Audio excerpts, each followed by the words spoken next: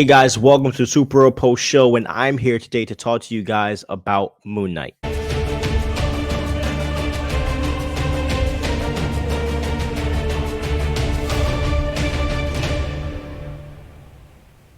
So I ended up doing a watch party on YouTube on here, watching Moon Knight. So if you guys want to tune in with me next week to do that watch party, please hop on with me.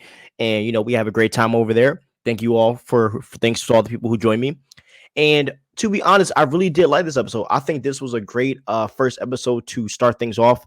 Didn't feel too slow, didn't feel too fast. It felt like it was really perfect. And I just want to talk about some of the information that we've received from this episode and some things that I think is cool.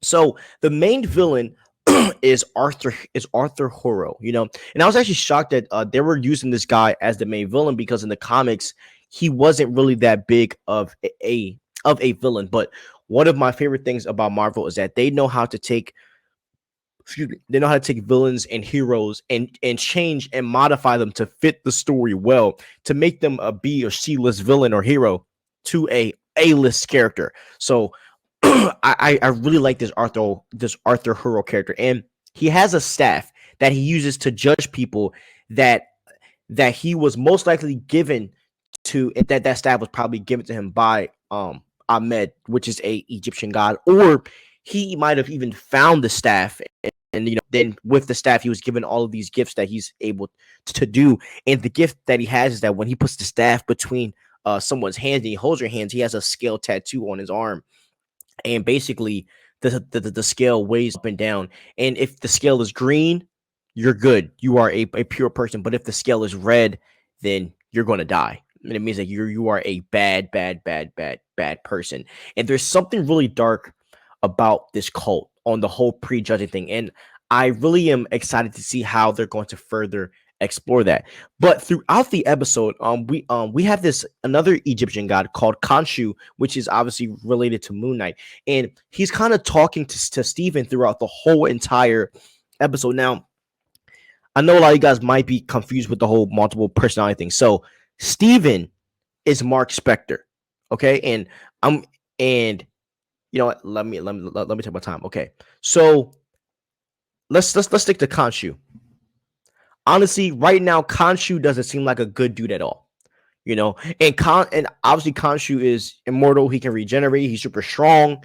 All of that stuff, and he's given Moon Knight all of those powers to have a very Batman-like fighting style that we saw a little bit of in the towards the end of the episode. But in regards to Khonshu's attitude towards Steven, it's very, very, very rude and very, very mean. And I'm actually kind of shocked that we didn't get this first episode from Mark's perspective, because Mark is like the mercenary, the one who's with Khonshu. So it was very interesting to see this kind of style. Now, a question that I have though is that he was calling someone in the episode, throughout the episode, who was supposed to be his mom. I do have a question: who is his mom, and is he even talking to his mom technically, or is it some type of like mental thing that he's going through where he thinks he's talking to his mom, but it's not her? So Steve has another, as I said, Steve has another alter ego, another personality, and that personality is Mark Spector. Now, Mark Spector is a mercenary, okay? And what happened was Mark was on a job and he got left for dead. He ended up fighting another mercenary, and he was dying in front of Khonshu, and Khonshu revived him, and he ended up becoming the Moon's Knight and the left hand of Khonshu. So that's how Mark Spector has this whole Moon Knight, and Steve has this Moon Knight costume. It came from Khonshu, and obviously on Mark's cell phone, on Mark Spector's cell phone, we ended up seeing a couple of names. I know we saw a name that he called, and her name was Layla. Layla is probably a partner of Mark, and I expect to see Layla in episode 2. Honestly, for episode 2, I would love it to start with Mark Spector's perspective. And I would love for Mark Spector and Arthur Horo to meet together, and so we can really see what's going on between the two of them, because obviously that's where the real beef lies, obviously. And it all is in, basically, the whole conversation happened over this little, I forget what it's called. I'm gonna call it a pendant. He had this little like pendant thing in his hand that Arthur wanted.